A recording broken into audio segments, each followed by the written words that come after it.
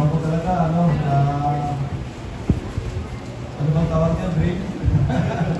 na makapunta sa lugar nito. At noong kinausap ko ni Pastor, supposed to be ang inyong anniversary sa last week, 28 yata ng buwan ito.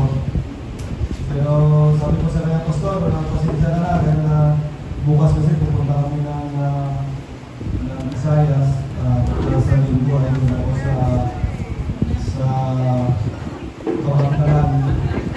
At pagkalunis ay birthday ng aking pinakamamahal na anak na nanay. At nag-request sa akin na bumari ay mag-attend ako sa kanyang birthday. Kaya akin talagang ibinilang yun na kailangan doon ako.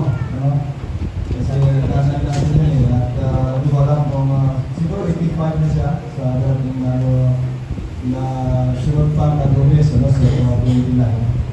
At sabi ko, Pastor, sana gusto ko sana pumunta sa inyo dyan kung pwede. Kung kaya na lang ilipat ang inyong anniversary sa 3rd Sunday ay more than willing na pumunta. Kaya ganyan po nangyari at nakalooban ng Diyos siguro na makapunta ko dito. Kaya pumayag ngayon na itong araw na ito. At ako'y nagpapasalamat first and foremost sa Panginoon at sa iglesia nito na makapunta rito. At sanay po ako sa pagtawid. Dahil yung aming lugar ay Guimaras, Isla po yun na sa malapit sa Iloilo City. Tapos doon sa likuran ay Bacolod. At bago kami makapunta, kapag umuwi ako ay Iloilo International Airport ng ating entrance.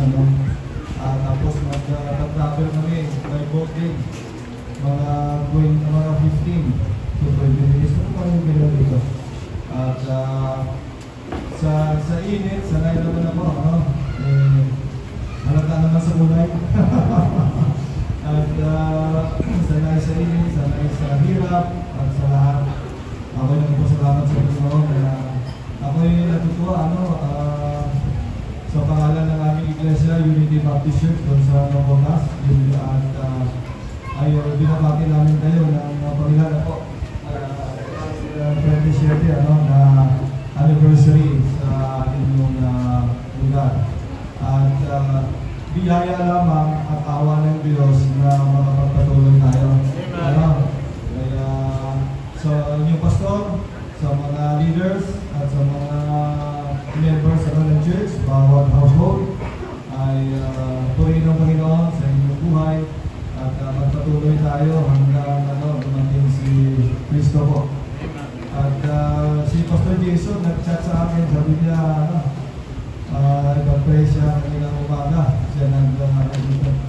Kaya tinanong ko, Pastor, ano mo, pitching mo? Ayun yung sabihin sa akin At nag-pray kita, Pastor. At ako yung natin sa mga bagay doon.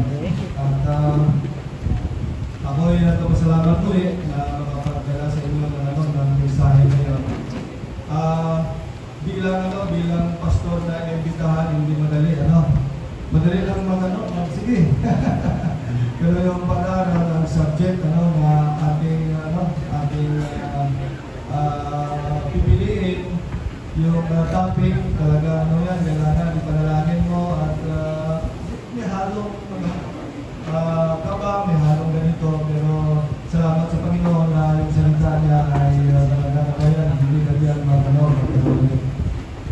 At gusto kong sabihin sa inyo, mga kapatid, lahat naman tayo may sariling iglesia. Iba ang panahon ngayon, iba ang panahon noon. Yung sitwasyon na makikita natin. Kahit ang Diyos natin hindi magbabago, ang salita ng Diyos ay sapat. Para po sa atin. At una-una yung iglesia, sabi nga ng Matthew 16:18, sabi ni Cristo Jesus, upon this rock. Sino ba yung rock na yun? Si Pedro ba? Hindi, sino po yun? Si Kristo, I will, ang sabi niya, build my church, and the gates of hell shall not prevail against it. Ang buhay Kristiyano at buhay Iglesia, hindi tayo nagsisikap para tayo manalo. Nanalo na tayo. Doon sa Kalbaryo, si Kristo Jesus po ay nagtagumpay. Tayo po ay lumalaban. Kaya nga sabi ng Roman, sabi niya, we are more than conquerors. Dahil hindi pa tapos yung laban, panalo na tayo. Okay? We are fighting not for victory, but out of victory na inilagay ng Diyos po o ginawa ni Kristo Jesus. Kaya itong sabi ni Juan, sabi niya, greater is He that is in us than he that is in the world. Amen. Hindi po sa bilang, kung sa bilang, talo tayo, hindi sa kagandahan ng building. Hindi po. Hindi sa dami natin. Hindi sa laman ng pera, sa ating treasury. Kundi dahil mayroon tayong tunay at buhay na Diyos na si Kristo Jesus na pinaglilingkuran. Mga kapatid, ay mayroon ang ating kinabukasan ay kasing liwanag po sa sa salita ng Panginoon. Kaya sabi ko kanina na sa panahon ngayon ay maraming mga influensya sa paligid po natin ng mga mananampalataya. Napaligiran tayo ng mga pastor, ng mga iglesia na umaagaw ng ating pansin na ang tendency natin na ating gayahin po ang kanilang mga ginagawa. Pero salamat sa Diyos na meron tayong unchanging standard, ang salita ng Diyos na nakatulong po sa atin, lalo na po sa ating paksa dito sa Philippine churches kung paano natin palakasin ito. Okay? Kaya strictly speaking, hindi tayo ang nagpapalakas, ang Diyos. Amen. Ang importante lamang na gawin natin ang ating parte. Gawin natin yung parte natin. At ang ating mga responsibilidad, lalo na sa iglesia dito, magiging supportive sa ating mga pastor at sa inyong mga pastor dito para sa pagpatuloy ng gawain ng Panginoon. Kasi ang matagumpay na church, ang matagumpay na Kristiyano, hindi yung kung ilan yung kung marami yung pera natin, hindi kung ano pang mga sitwasyon, ang nire-require ng Diyos sa atin na maging matapat tayo sa ayon sa kanyang sinasabi. Kaya ang atin itong dalangin, na maging matatag tayo, maging malakas tayo, na kapag dumating si Kristo Jesus, matanggap natin yung tawag natin, yung papuri sa atin, na bawat isa sa atin. Kaya sabi ko nga sa mga kapatiran, na yung mga iglesia natin, mga anak natin, turuan natin sila ng pinaka-importante. Na kapag humarap tayo sa Panginoon, sabihin ng Diyos sa atin, well done, thou good and faithful servant. Faithfulness, yung matagumpay na iglesia, hindi yung maraming pera, okay? Hindi yung maraming tao, hindi yung pinakamagandang building, maganda lahat yun. Pero pinaka-importante, mga kapatid, na pag umarap tayo sa Panginoon, sabihin po sa atin, well done, thou good and faithful servant. Una-una po, life is not a playground, na kapag tumalas tayo, nagkakina, sakay sa pangko, yung mainit doon, nagreklamo tayo, hindi po. Kasi life is not a playground, hindi laruan yan. Life is a battleground. Ito po ay pakikipagbaka. Mayroon tayong una-unang kalaban natin, yung sarili natin. Pangalawa, yung sanlibutan. Pangatlo po, si Satanas. At sabi ko nga sa inyo kanina, ang tagumpay natin, not by might, nor by power, but by my spirit, saith the Lord. Ang kanyang banal na espiritu, ang kanyang salita, ang makatulong po sa atin. Kaya, hindi pwede ka magdala, Pastor, pang ilang taon ba tayo dapat huminto? Pang ilang taon ba tayo sabi na pahinga na ako? Kasi may mga Kristiyano na ganyan, kami noon, matapat kami, kayo naman ngayon, tapos siya magtulog.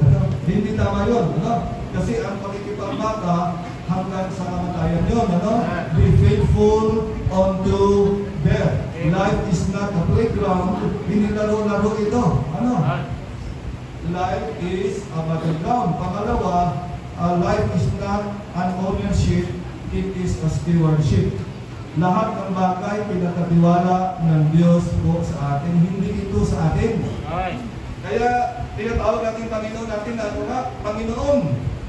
Pero wala kang karapatan na tawagin mo si Kristo na Panginoon, pero ikaw pa rin ang kumukontrol sa sarili mo. Baka meron sa atin dito, kayo pa rin ang kumukontrol sa sarili nyo. Tapos tawagin nyo si Kristo na Panginoon. Alam nyo, ang katulad yan, parang Judas Kiss yan. Yung halik ni Judas, nakala mo mahal ang Panginoon, pero hindi pala. Ano pinintang niya ang Panginoon? At sabi ng 1 Corinthians 4 sabi niya, it is required for a steward to be what? Be faithful. Pastor, marami kaming problema. Be faithful. Pastor, kumukunti kami, be faithful. Pastor, kami dumadami. Ang problema ko, tao. Be faithful. Sabi ng Panginoon. Kaya, sa panahon ngayon, naniwala ko sa sinabi ng isang preacher, nung una daw, ang main emphasis yung padamihan. Diba? Kahit yung unang command sa Genesis, diba? Go, ano sabi niya? And multiply, diba? Tapos sa Great Commission, the first book of the New Testament, ganyan din, sabi niya, make disciples of all nations. The Lord Jesus Christ was not speaking during the time about addition. Siya po ay nagsasabi tungkol sa multiplication. But beloved, sa panahon ngayon, ang pinaka-importante, ang pinagpalang ng Diyos, ang gagamitin ng Diyos at ng banal na Espiritu, ang isang iglesia na malinis. Yung struggle ngayon sa iglesia po natin, yung tinatawag natin purity. Yung purity of the church. Hindi yung karami-rami lang. Kasi naniwala tayo, God's word done in God's way shall not lack what? God's supply. Kaya gawain ito ng Diyos, atin pong gawin na ayon sa kanyang gusto. Ginamit ko yung mga sinabi ko kanina para ipasok ko po yung ako'y naniwala na ang isang malinis na iglesia ay isang malakas at matatag at pinagpala na iglesia. At pagkagawa naman natin ito, medyo i-specify ko yung tinatawag natin lesson natin ngayon o yung ating pag-usapan ngayon, yung tungkol po sa biblical church discipline. Ano nga sabi ni Marcos? Sa disiplina ang maganda sa kaunlad ng bayan. Ang sabi niya, disiplina ang kailangan. Pero minukulo ko na ito. Ano ginawa niya? Sabi niya sa kaunlad ng bayan, disiplina ang kailangan. Kaya pinulong siya sa kanya. Kaya yun ang ating gagawin ngayon. At gusto kong pag-aralan ito na biblical church discipline strengthen our churches. Okay? Ang katawan na malinis, ang katawan na walang bisyo, ang katawan na walang sakit ay isang malakas na katawan. Kaya sa mga conscious tungkol sa pagkain, sabi ng mga doktor, sabi niya, make your food your medicine. Kaya bawal yung ganyan po. Manalangin muna tayo bago tayo magsimula. Pag-usap natin yung tinatawag natin biblical church discipline that strengthens the church. Panginoon, sa iyong banal na harapan kami po ay lumalapit. Lahat ng kaluwalhatian, lahat ng karangalan ay aming binabalik po sa iyo. At kasama po sa iglesia ito, sa pangunguna ng kanilang pastor, kami po ay nagadala kasama nila at salamat na pinaanyayahan kami para makasama nila namin. Nasabahin ikaw, luwalatiin ikaw, at mahalin ikaw ng buong puso at buong kaluluwa. Panginoon, kinikilala mo namin na hindi po sa aming karunungan, hindi po sa aming kalakasan, kundi sa pamamagitan ng pagkilos ng banal na Espiritu. Ito ang aming pag-aaral, naging kapaki-pakinabang. Ito po ay naging pagpapala po sa bawat isa. At aking hinihiling at aking binikilala na hiwalay Panginoon sa pagkilos ng iyong Santong Espiritu ay wala kaming magagawa at maging walang kabuluhan dito ang aming pag-aaral. Kaya puspusin mo kami ng iyong Santong Espiritu. Bigyan mo kami ng puso na nauuhaw, nagagalak sa iyong mga salita na handang magpakumbaba, handang magpasakop, handang sumunod kung ano po ang gusto namin, ang gusto mo sa aming mga buhay. Dahil hindi po kami, o Diyos, makaasa na mayroong pagbabago na mangyari, na kung nawala na may revival na mangyayari, hanggang hindi kami kumilos at gawin ang aming mga responsibilidad. Salamat sa iyong salita. Gamitin mo ito sa aming kalagitnaan. Sa pangalan ni Jesus. Amen. Parati ko pong sinasabi sa mga kapatiran doon sa church at sa dapat ako'y mag-preach. Na sa ating pagtitipon ngayon, mga kapatid, I believe na ito naging game changer, changing na katotohanan. Ang tanging audience natin, sino ba yung audience natin sa ating pagsamba? Gusto ko yung namangin. Sino ba ang audience natin? Walang iba kundi ang ating Diyos. Okay? Siya po ay nasa kalagitnaan natin. Sa Revelation chapter 2 hanggang chapter 3, nalala niyo po, na kanyang Kristo Jesus, kanyang pinasulat sa kay sino ba yung writer ng Revelation? Si John the Beloved. At bawat simbahan doon sa 7 churches, sinasabi niya, ako'y lumalakad sa gitna ng iglesia. Beloved, nagpapasalamat po tayo na si Kristo Jesus ay nasa gitna natin ngayon, to be specific. Amen. Tinitingnan niya tayo kung ano ang ating attitude.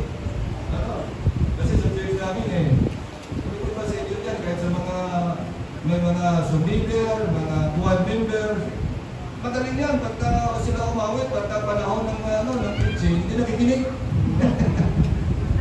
Kaya, ibalik natin yung respeto natin sa salita ng Diyos. Maging conscious tayo na siya po ay sa kalagitnaan po natin. Tinitingnan niyo po tayo, mga kapatid. Itong katotohanan ito ay magbago ng ating attitude, magbago ng ating pamumuhay at relasyon sa salita ng Diyos. At pangalawa, sinasabi ko parati, when the Bible speaks, God speaks. Kaya kung gusto mo nausap ng Diyos yung ina sa'yo, kung nawamara, kung binuksan mo yung Biblia at binasa yung talata, ang Diyos nangungusap sa iyo. In relation po sa ating pag-aaral ngayon, na dapat buksan natin yung ating mga Bibles pagka nagsabi yung preacher, makita sa ganito, makita sa ganito, dahil sa pamamagitan naman ng pagbuklat natin ng salita ng Panginoon at ating basahin ito, ang Diyos po ay nangungusap po sa atin. I hope may dala kayong mga Bible, pupunta kayo ng gera. At mayroon tayong armas. Ako, just recently, bumili ako ng study Bible, wala pangalan niya, Thompson. Parang baril, Okay. Every church, bawat iglesia, Ano ang iglesia meron po tayo is required by God to rule itself. Dapat parusahan ng pamantayan ng authority ng salita ng Diyos sa dalawang aspeto. Una, sa ating pananampalataya. Lahat ng paniniwala natin dapat suportado ng salita ng Diyos. Not only by faith, but also by our practice sa ating pamumuhay. Diyan minsan nagka-problema, mga kapatid. Yung pananampalataya at natawag nating pamumuhay. Minsan, mali yung pamumuhay dahil mali yung paniniwala. Pero kadalasan, tama yung paniniwala, mali yung pamumuhay. Kasi tayo ay naluko tayo sa paniniwala na kapag marami tayong alam, okay na yun. Naniwala tayo na kapag nakapag-aral tayo, nakapagbasa tayo, okay na yun.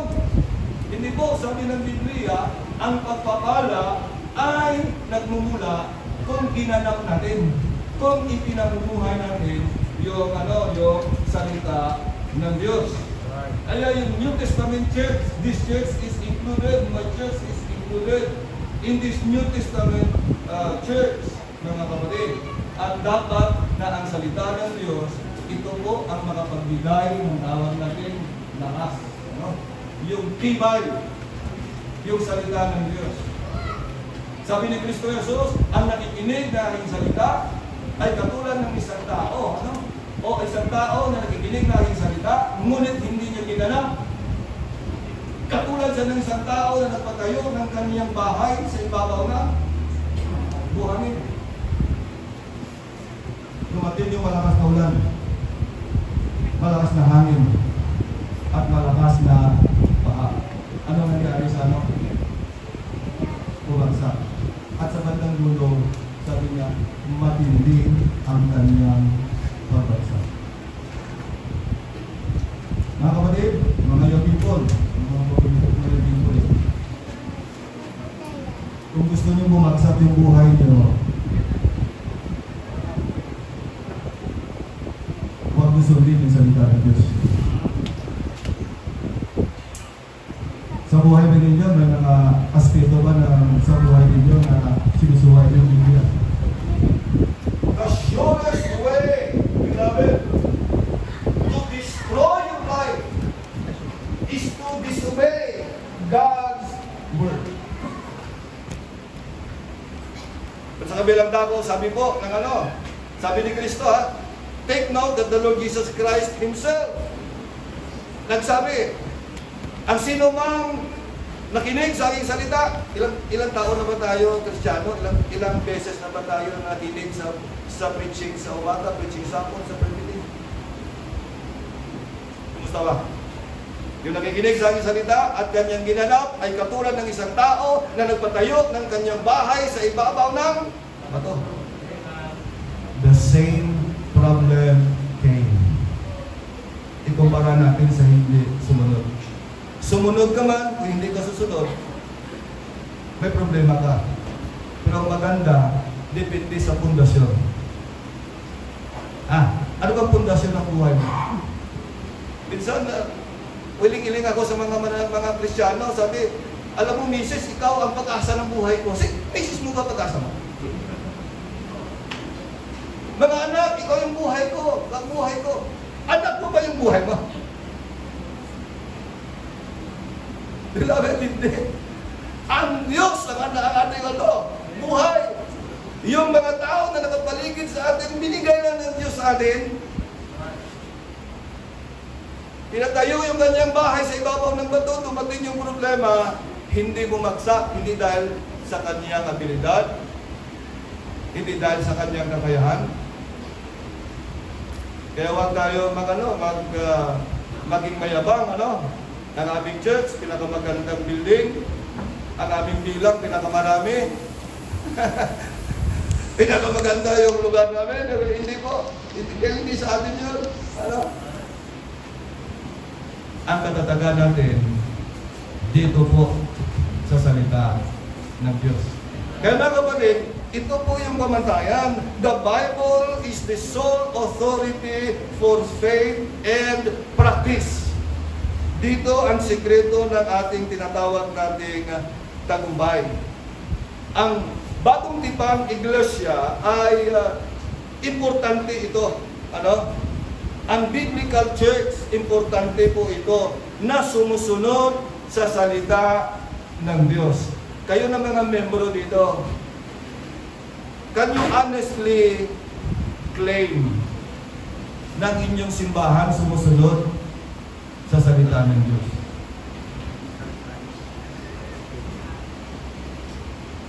Praise the Lord! Dahil ito ang kailangan nating gawin. Ang New Testament discipline is an essential part of a biblical church that obeys God's Word. Without discipline, beloved, pag walang disiplina, isang lugar, isang anak, isang iglesia, kung walang disiplina, sangayon sa salita ng Diyos, ito po ay sa maling direksyon, mga kapatid. What is biblical church discipline? It is training and chastening with the goal of conforming. Ano? Umaayon po tayo ang ating congregation at bawat membro sa kalooban ng Diyos. Without church discipline, beloved, walang kalooban ng Diyos na maganap sa buhay ng bawat mananampalataya because by nature, we are rebellious. Ako, tigit na 40 years sa awa ng Diyos at biyaya, marami pa dapat matutunan. Pero hindi ko pagkatiwalaan yung sarili ko. Madalas niloloko ako. Eh sabi ko nga sa kapatid naman sabi ko, kapatid, may tiwala ako sa iyo, pero wala akong tiwala kay Satanas. Di ba? Si Satanas, lulukuhin po tayo, mga kapatid. Kaya ating makikita dito sa ating pag-aaral ngayong umaga na ang pagdisiplina. Kailangan ng isang church, mayroong gumagawa siya ng ating church discipline. Alam ng mga membro kung anong ibig sabihin ng church discipline. Kasi pag discipline kasi akala nila, ang marami nagsimamat agad, ano? At alam niyo ba na ang discipleship at discipline nandyan? Di ba? Ano bang sabi ng Great Commission? Go and make, ano sabi niya? Members? Members ba? Go and make titles. No? Ano sabi niya? Go and make disciples. At ang disciples, hindi ka pwede magkaroon ng disciples kung walang discipline of the Word of God. Are you a member of the church? Are you a disciple? Iyon ang tanong po sa atin, mga kapatid. Kaya makikita po natin dito sa salita ng Diyos, it involves teaching. Kailangan pagtuturo. Kaya sa church namin, ako'y nagpapasalamat sa Panginoon, yung Sunday school namin talaga, Sunday school. Ang ginagawa ko doon, kung may topic kami ngayon, meron pa kami, pinag-aralan namin yung Church Covenant. Binibigay ko sa kanila yung lesson, bibigyan ko sila ng questionnaire, bawat araw, kailangan sagutan nila ng 2 questions. Para ma-memorize nila yung Sunday school, pagkadating ng linggo, ang problema kasi ako, nasanay ako dati sa church namin, na malaman ko lang yung topic ko sa linggo na. Sunday school. Ano dapat yung Sunday school? Yung pinaka-best. Pagdating ng linggo, ready na sa discussion. Alam na yung subject matter tungkol sa Sunday school. Kaya, ang punto natin mga kapatid, na turuan, mga kapatid, make your Sunday school a Bible Institute. Yun ang gawin nyo sa inyong Sunday school. Kasi importante na maturuan. Kami mga pastor, mahirap sa amin mag-implement sa isang bagay na hindi tinuro at hindi napatunayan na yan ay sa salita ng Diyos. Kasi kung aming i-implement yan, sabi ni Pastor Galas, yun ba? Dapat sabi ng salita ng Diyos. Sabi po ng salita ng Diyos.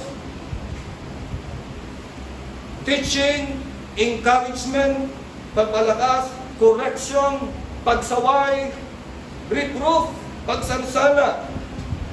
At kailangan, pag nagkasala, mayroong tinatawag natin, kung kailangan, punishment. Mayroong parusa. Sabi niyo, Pastor, ayaw ko sa church niyo, may parusa para doon. Okay, tanungin ko kayo ha. Kung ang bata hindi nasanay na parusahan siya, sa kasalanan niya dapat parusahan, pag sinabihan mo ba siya ng Romans 3:23, ang kabayaran ng kasalanan ay kamatayan, maniwala ba siya? Sa palagay niyo? Ay, hindi ko maniwala dyan. Sa bahay namin nga, nagkasala ako. Walang bayad eh. Nakuha niyo bang ibig sabihin? Mga kapatid, na sa Biblia makikita natin na may mga pagkakataon na kailangan parusahan yung mga nagkasala ng malinaw na pagkasala. Yan ang sinasabi ng Biblia eh. Ano sabi niya? Ang kabayaran ng kasalanan, ano sabi niya? Ganito, may kabayaran yung mga bagay na yon. Kaya, tandaan mo natin sa Kristiyanong pamumuhay, mayroong sa Biblia na forgiving one another. Di ba? Bakit sinabi ng Biblia na magpatawaran kayo? Anong ini-imply dito? Darating ang panahon na si pastor nyo magkasala, baka may nakaligtaan. Ang deacon nyo, may mga tao lang siya eh, di ba? Tao siya. May mga membro tayo na nagkamali. Kaya nandiyan yung forgiving one another. Kaya mga kapatid, it is doing punishment when required and restoration. Pagpanumbalik sa mga nagkasala. Church discipline involves everything necessary to keep a church pure before God. Para maging pure. Alam nyo, sa New Testament, ano ang pinaka-gifted na church? Ano ang pinaka-gifted na church? Corinth. Yung Corinto talagang spiritual gifts matindi.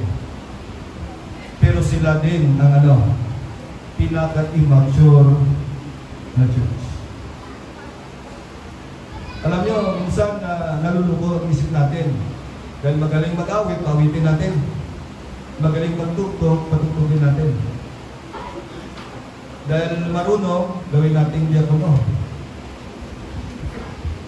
Mga kapatid, ganito po. Kung balikan nyo yung Beatitudes. Beatitudes, blessed are they, ganito. Balikan ninyo yung fruit of the Spirit. Love, joy, peace. Yung spirituality ba? Yung blessed na tao ba? Dahil gifted siya? Dahil talented siya? Hindi. Beatitudes nga, attitudes, ugali, testimony. Yun ang pinaka-importante. Ipaawitin mo sa choir, maganda yung boses, pero ang kanyang buhay, sintonado, ano mangyari? Tatayo dito sa aawit tungkol sa evangelism, hindi naman nag-visitation. Di ba? Tapos, gawin mong diakono, mag-leader sa church, hindi man siya leader sa bahay nila. Kasi kayo na mga mister, at maging mister to be, siguraduhin nyo na kayo'y pastor sa inyong tahanan. Paniwala ba kayo dyan, mga kapatid? Kaya yun ang standard na gusto ng Diyos. Naging leader siya dito sa church, na leader siya first and foremost doon sa kanilang tahanan. Kaya kayo ng mga young people na babae, kapag manalangin kayo para maging partner sa buhay, yung pastor-pastorin. Hindi yung bugoy-bugoyin. Mga kapatid. Kaya ito po yung yung ating makita na gagawin po natin. Actually, discipline is a matter of love. Ang minamahal ng Diyos, whom the Lord loveth, He what? Jason. Kung mahal mo talaga yung anak mo, Disiplinahin mo. mahal tayo ng Panginoon, kaya dinidisiplina tayo. Kayo na kami na mga pastor, kami yung mga deacons, mahal natin yung mga members, kaya dapat implement natin yung biblical church, discipline.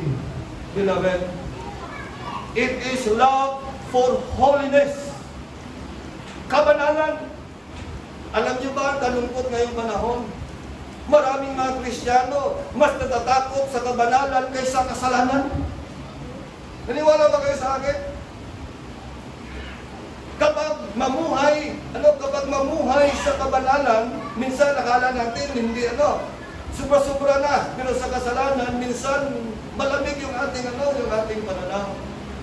Beloved, makinig kayo. Anong attribute ng Diyos na inulit 3 beses? Love, love, love? No. Grace, grace, grace? No. Ano sabi niya? Holy, holy, holy. Dahil ang kabanalan ng Diyos, iyon ang kumukontrol sa lahat niyang katangian. Kung ang Diyos ay pag-ibig, isang pag-ibig na pinakontrol ng kabanalan. Yun ang sinasabi ko ng salita ng Diyos. Love for holiness. Love for truth. Thy word is truth. Love for Christ's testimony in the church. Love for the brethren. Love for the unsaved who are observing the church testimony. Beloved, kahit itong lugar ninyo, may mga mahal kayo sa buhay, may mga kaibigan kayo, may mga kapitbahay kayo na tumitingin sa inyo. Kahit akala natin binabaliwala tayo, baptist. Pero malaki ang kanilang inaasahan po sa atin. Alam nyo, kahit itong church nito, pinakapagandang building, air condition, maraming pera, maraming tao, kung ang testimony ay hindi maganda, may maliligtas pa dyan. Wala na pa. Ngayon, ang tanong ko natin, what is the goals of church discipline? Roman numeral 1, the goals of church discipline. Letter A, it is to protect the purity of the church. Para ingatan ang kadalisayan, ang kalinisan ng isang iglesia. Bakit kailangan ng iglesia maging malinis, maging pure, mga kapatid? Para gamitin ng Diyos ng buong suporta. Gusto kayo tanungin Pag uminom kayo ng tubig, kukuha kayo ng baso, ano ginagawa niyo? Titingnan niyo. Di ba? Titingnan niyo. Tapos, inamoy. Pag mabaho at nakita niyong dumi, gagamitin niyo ba? Hindi. Pag kumain kayo, kukuha kayo ng kutsara, tinidor, anong gawin niyo? Titingnan niyo rin. Amoyin niyo. Tayo nga, mga makasalanan tayo, ganyan tayo ka-stricto. Ano pa kaya ang Diyos?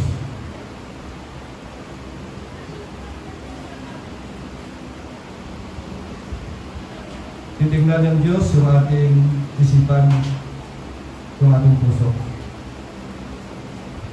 Titignan ng Diyos yung laman ng iyong people, laman ng inyong cellphone, laman ng inyong laptop. Nakikita ng Diyos yun.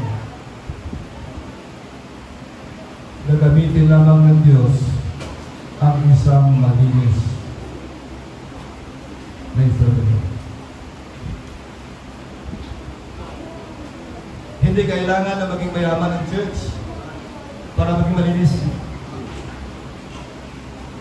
Hindi kailangan na maging maganda ang building para maging malinis. Hindi kailangan na maging marami. Alam niyo, lahat na yan, maganda yun. Pero mga kapatid, first and foremost, God uses clean vessels. Kaya panalangin natin, dito sa church, na ito. Para itong theme natin, mangyari, matupad. Sayang ng pag-imbita niyo sa amin. Sayang ng gastos ninyo. Sayang ng pagsisikap ninyo na makapunta kami rito, umawit ng iba dito. Kung hindi ito matupad sa taong ito, if the Lord tarries. Hindi lamang sa iglesia ito, kundi sa bawat iglesia na kung saan po tayo sa lugar, sa nakasama natin ngayon, mga pastor, mga leaders, mga officers, mga kapatid. Search me, O God. No. Sa paniniwala na lahat ng bagay, ano sa Biblia, naked. Wala tayong may tatago sa Diyos. Lahat ay pagbubuhat sa Kanyang kalagayan. To protect the purity of our church. Because a pure church, a clean church in the sight of God is a strong church and is qualified. Para banal na Espiritu gumamit na ito. Para hindi makapasok ang mga kasalanan sa loob. Para ang mga maling doktrina ay hindi makapasok.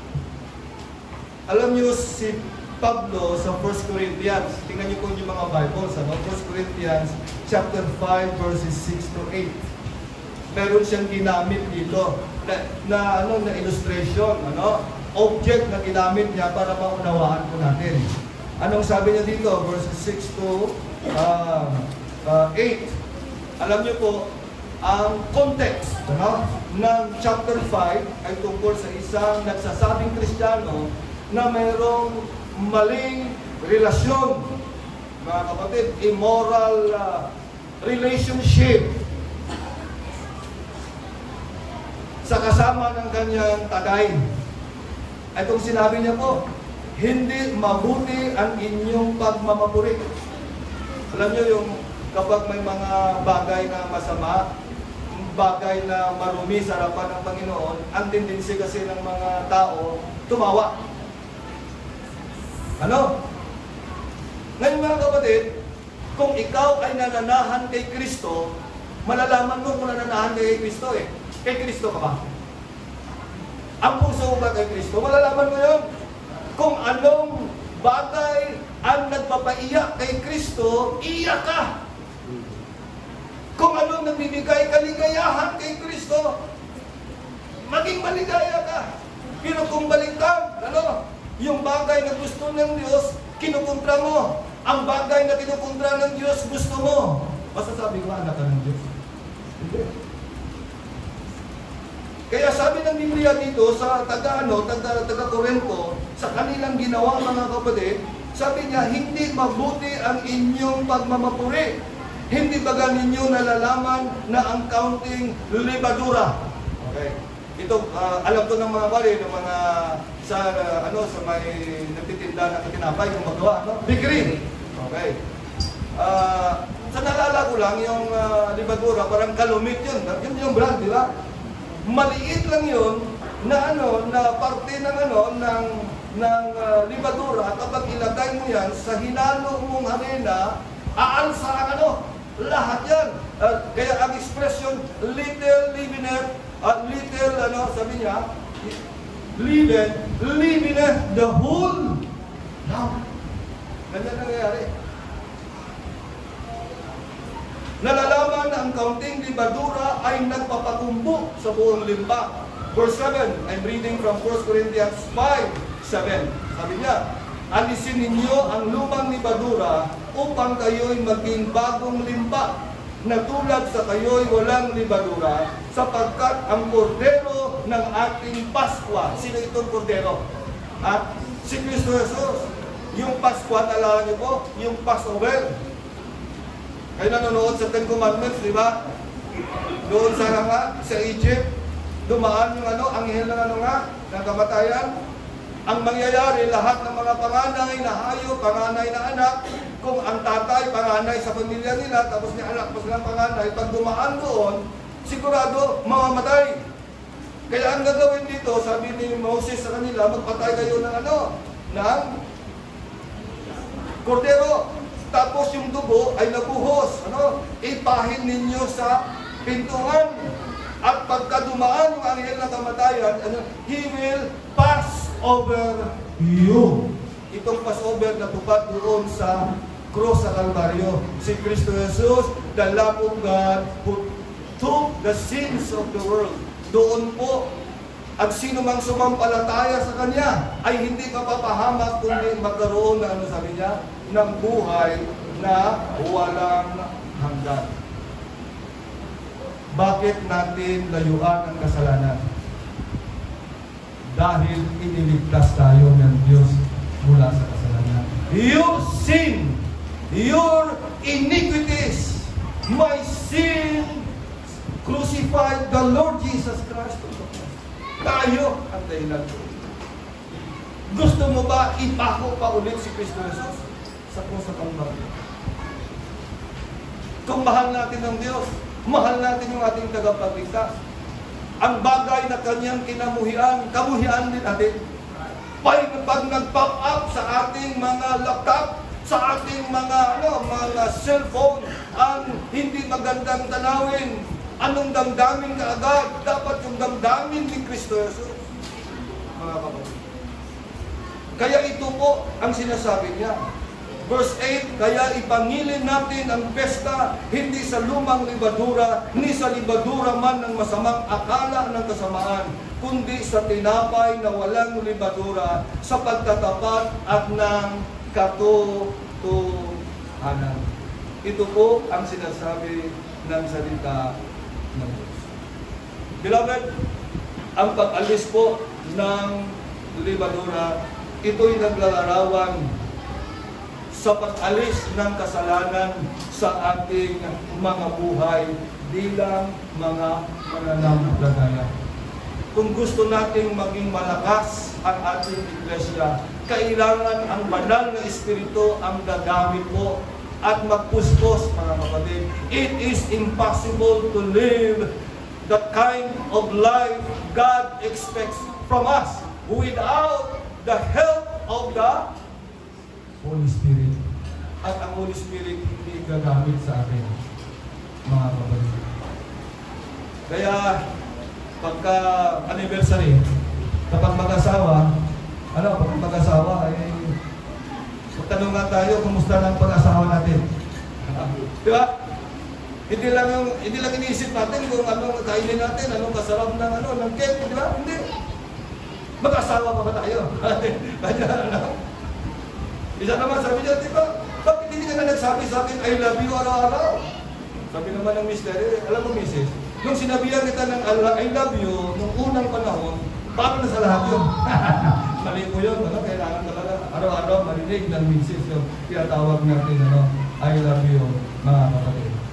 Christ gave Himself for us. The purpose of Christ's death is to redeem us from all iniquity. Ini-treasure ba natin yung kaligtasan natin? Beloved, nakita ba ninyo ng pagiging mananampalataya isa sa pinakadakilang kalagayan na hindi mabibigay ng sanlibutan nito? Ang katiyakan na kung ang kamatayan man ay darating o si Kristo Jesus man ay darating, sigurado, absent from the body, present with the Lord. And you know what? Ang makasira lamang, ang makapigil sa atin sa pag-enjoy ng kaligayahan ng kaligtasan ay ang kasalanan. ang pag-enjoy sa kasalanan. No wonder, anong panalangin ni David nung siya ay nagkasala sa kay Bathsheba? Siya ang utak ng pagpatay sa kanyang asawa. Restore to me the joy of my salvation. Ligtas ka naman. Bakit di ka maligay? Salvation brings joy. The joy of forgiveness.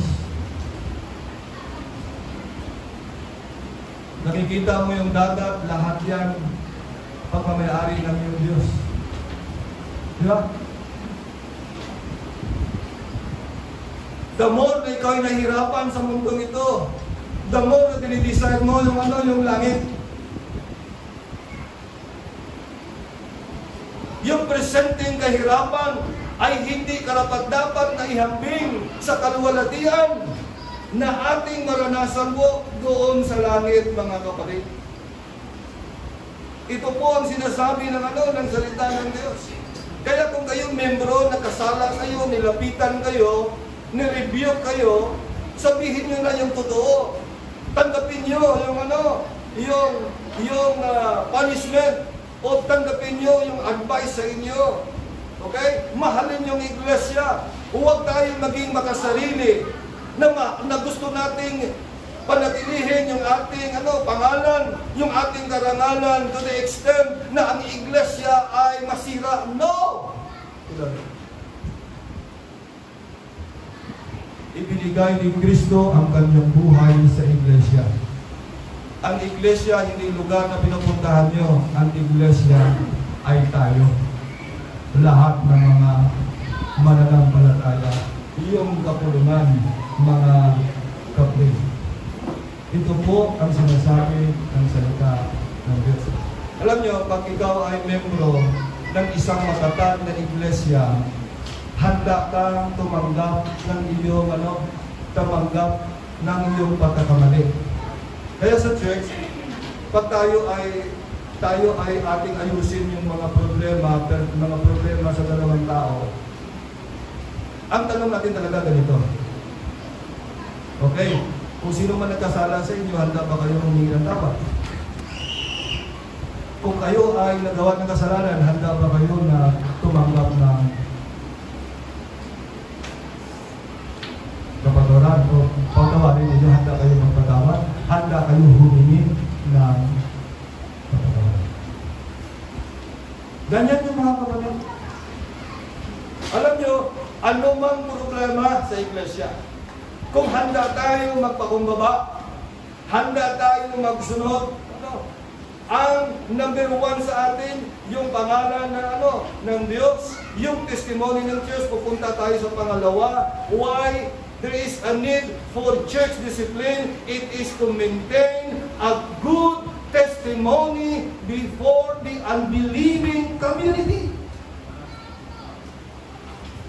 Dapat po napanatilihin natin ang magandang pagtuturo sa harapan ng mga hindi mananampalataya. Kayo na mga membro sa church na may mga tatay kayo, may mga nanay, o may mga anak, o may mga kamag-anak na hindi mananampalataya.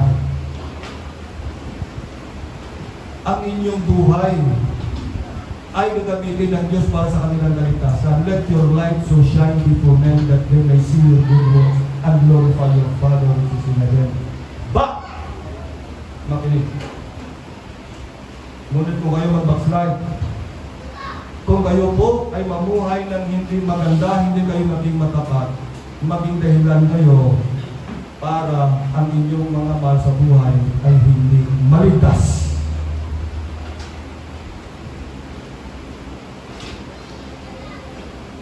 Alam nyo, minsan di ba may mga Kristiyano nag-away sa lupa. Nasira ang testimony sa mga mahal sa buhay. Tapos ang lupa, susunugin naman ng Diyos yan. Ang problema, ang kanilang mga mahal sa buhay, dahil natisod sa kanila, susunugin ng Diyos sa impyerno. Saan kayo malungkot? Saan kayo malungkot?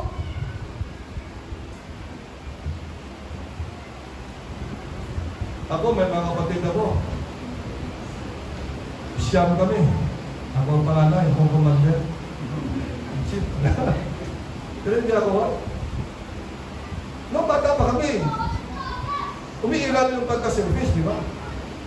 Pag may 10 tinapay, 2 sa akin, 1 sa nila. Diba?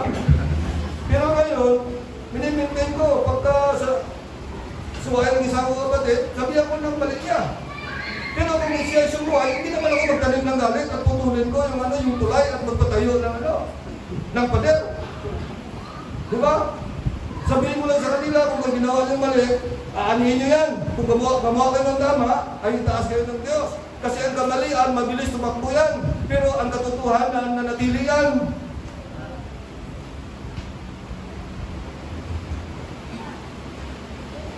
Kahit ganda pa ng kutsi niyo. Kahit ganda pa ng tahanan niyo. Kahit marami ko yung pera, pero ang testimony niyo sila. Anong gagawin mo sa asin na wala ng alat? Isama na lang doon sa airport.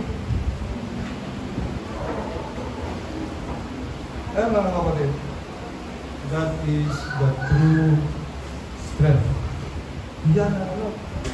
Iyan ang matatag na buhay. 1 Corinthians o Philippians chapter 2 verses 14 to 15. Ano oras ba ko nang simula kami na gusto? Nakakalimutan ko. Pastor, pag mo lang ko pagpanan dito. Okay. First, Philippians 2:14 to 15. Ano sabi niya? Gawin ninyo ang lahat ng mga batay na walang mga bulong-bulong at pagtatalo. Beloved, normal lang na may iba-iba't views tayo. Okay? Kasi ikaw, engineer, siya naman ay ano bang kalaban ng engineer? Architect. Pag Kristiyano kayo, o sige, iba ang sinasabi, tingnan natin sa salita ng Diyos. Kahit ikaw pang pinakamagaling, kung kontra ka sa salita ng Diyos, tanggapin mo. Because the Bible is the sole authority for faith and practice. I know that a strong church is composed of believers who makes the Bible the only sole authority for faith and practice. Mga kapatid, naniwala pa kayo sa bagay nito.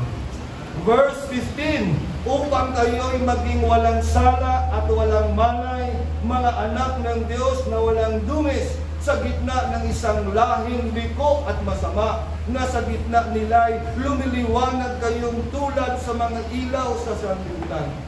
Beloved, kahit mayroong iglesia sa katabi ninyo na ang tulis ng kanyang building, kahit ganito po ang itsura ng building ninyo at ang kalagayan ninyo, ang tunay na ilaw, hindi yun sa malaking building na yun na matulis, na maganda. Ito ay nasa iglesia na ang tunay na Kristo Jesus na minsan nagsabi, I am the light of the world. They that walks after me shall not walk in darkness. Minsan, sa Bisaya pa, nahiubos tayo. Nahiubos. Sa Bisaya dito. Itong kalagayan natin, kinakawawa natin yung ating sarili. Kino-compare natin sa iba. Nalimutan yung sabi na talo ka sa lulo mo. Yung Diyos natin, siya lang yung nag-iisa. Hiwalay sa Kanya, wala tayong magagawa. Sino pang lalaban sa Kanya ay matatalo. Sa ngayon, tila matatalo. Pero sa bandang huli, mga kapatid, tayo ay mananalo sa bandang huli. Isa po, bago pumunta sa last na lang, para hindi ko magtagal, baka hindi na ako ibitahan ni Pastor Ida. 1 Peter, buksan niyo po yung mga Bible, chapter 2, verses 9 to 12. Binabasa ko pong Biblia kasi ayaw ko na pag-upuin kayo sa Biblia, sabi ni Pastor Dallas. Okay? Ano sabi ng Biblia? Nilipat ko lang dito sa nilipat ko lang para madali sa akin. Sabi niya, 1 Peter chapter 2 verses 9 to 12, datapwat kayo'y isang lahing tirang. Minsan magtanong tayo na ba, Bisaya? Ano ba ang probinsya mo? Okay. Ano bang lahi mo? Alam mga kapatid, ang pinakamaganda sa mga mananampalataya, tayo lahing hirang, chosen. Mayroong awit, why have you chosen me? Out of millions, your child to me. Diba hindi naman tayo pinakamabait, diba? Bakit pinili tayo ng Diyos? Sa sovereignty ng Diyos yun. Pasalamatan mo na lang, suklian mo na lang ng buong paglilingkod. Isang maharlikang pagkasaserdote. Tayo po ay mayroon tayong hari ng mga hari at Panginoon ng Panginoon. Tayo po ay maghari kasama ni Kristo Jesus sa darating na millennium. Kapatid, bayang pag-aaring sarili ng Diyos.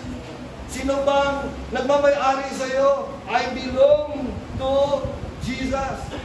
Bakit? Ano po ang balik nito sa mga bagay nito upang inyong ipahayag? Makinig kayo ha. Minsan tayo nag-enjoy, Kristiyano tayo, punta tayo ng langit. Anong implication nyo yun? Anong responsibilidad natin? Hindi pwede na tayo, ay higa sa ilalim ng ng puno ng bayabas para hintayin na lang na bumagsak, mga kapatid. Anong sabi niya dito? Sabi ng salita ng Diyos, upang inyong ipahayag ang mga karangalan niyaong tumawag sa inyo mula sa kadiliman. Inyong ipahayag ang kabutihan at katapatan ng Diyos, yung ginawa sa ating buhay. Di ba pag mag-testimony tayo kung anong katapatan ng Diyos sa ating buhay? Nag-testimony ba kayo? Kapag tayo mananampalataya, isa sa pinaka-epektibong tool, yung salvation testimony. Meron akong guide sa inyo, gawa kayo ng salvation testimony niyo. Tapos dito nyo para hindi masyadong mahaba at clear. Pag nagtipon kayo ng mga classmates nyo, may mga pamilya nyo, sabihin nyo. Kasi di ba, pag mag-rolling nyo, masyado, kumusta ka? Anong sabi mo?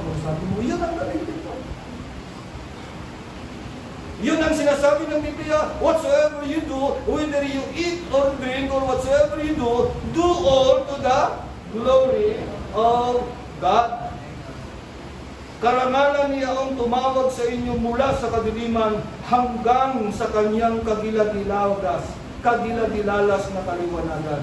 Verse 10, na nang nakaraang panahon ay hindi bayan, datapot ngayon bayan ng Diyos, na hindi nagsipagkamit ng awa.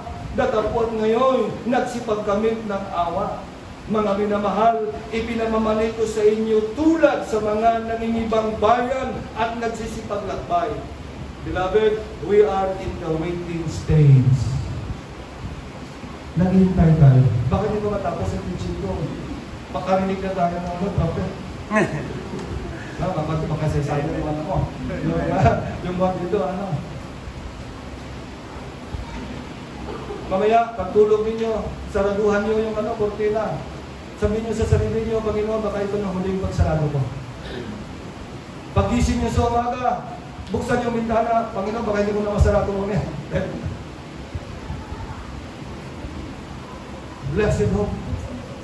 Glorious appearing. Mga kapatid. Upang ang mga bagay, sabi niya dito, kayo'y, dahil dito sabi niya, magsipagpigil sa mga masamang pita ng laman na nakikipaglaban sa andaw sa kaluluwa. Alam mo, may nakita ko sa Facebook, hindi ba lang maganda na bumili ng palo sa sale, Kasi sa Facebook nakita ko, pumunta sila sa, ano ba ang tumataas, elevator, escalator? May pumasok una, ganyan damit niya. May pumasok, paano yung damit? Paano yung bag? Kasi pag bumili ka na ng damit na yan, may bag din na kasama. Dalawa sila. Pumasok yung pangatlo, paano yun din? Pumasok yung pangatlo, paano yun din? Paano yung damit? Paano yung bag? Alam nyo, pitong pumasok sa elevator. Paano yun? Parang ang dalawa na kasama nila parang mamatay sa tawa. Kaya sabi ko sa Facebook, hindi ko na maganda bumili ng sale, na pulumaryo, mga kapatid. Kaya makikita po natin ito. Ano una natin? Tatlo lang natin ibigay sa inyo, tapos itong huli ay malibilis lang po. Una, bakit kailangan natin ng discipline, mga kapatid? Anong goal natin? To protect the what? Purity of the church. Number 2, ano nga? To maintain a good testimony. Alam niyo, pag ang testimony natin sira, mahirap na. Mahirap na. Pwede maputol paan natin, ang testimony natin, arangga pa. Diba? Pwede na wala yung kamay natin, nandiyan pa testimony natin. Pero kahit nandiyan lahat, pag ang ating patutuo sira, baka sabihin ng Panginoon, anak, punta ka na dito sa taas. Baka yun ang gawin natin sa atin. Huli sa ating pag-aaral. To please and glorify the Lord. Pag kayo ay pumunta ng langit, sinong unang hanapin ninyo? Wala. Baka sabihin mo, yung boyfriend mo ha, wala kang man doon sa langit ha, nag-misis mo, gusto mo, wala kang doon. Isa sa mga hanapin ko po, yung nag-bid sa akin sa kaligtasan. Pero una-una, the Savior first. Mga kapatid, sabi po ng 1 Corinthians 5:4, sa pangalan ng ating Panginoong Hesus, nang nagkakatipon kayo at ang aking espiritu, nataglay ang kapangyarihan ng ating Panginoong Hesus. Alam niyo ba na lahat na nangyayari sa atin, walang malas, walang buenas? Paborito natin yung Romans 8:28. Pero doon tayo huminto. Yung purpose, hindi natin hinahanap doon sa verse 29. Anong sabi ng verse 29? Una muna, all things, memorize natin, all things work together for good to them according to His purpose. Pagdating sa verse 29, anong purpose? To conform to the image of His dear Son. Mga kapatid, sa ating pag-closing,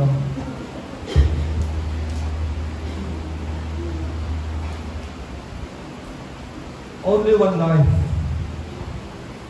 very soon it will pass. Only what's done for Christ. Yes.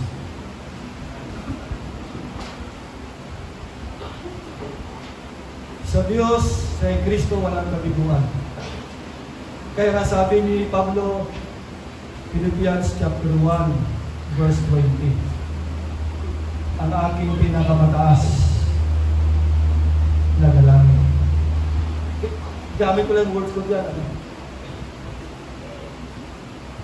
Na hindi ako mapaya kay Kristo.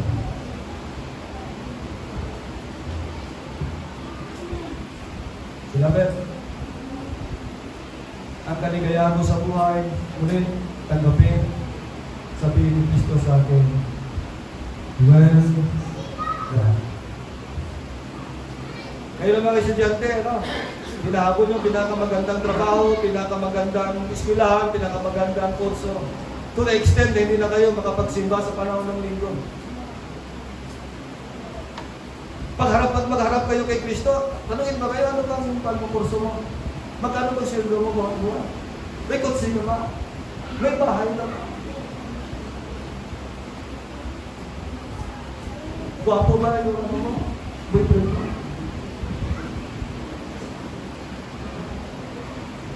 Well done, thou good. Enter into the kingdom of the Lord. Ako'y naniwala na itong kalibre ng buhay at mga Kristiyano sa iglesia nito, ito yung mga malakas. Hindi malakas magpunso niya. Malakas sa natin. Manalangin ko tayo ng Diyos. Panginoon,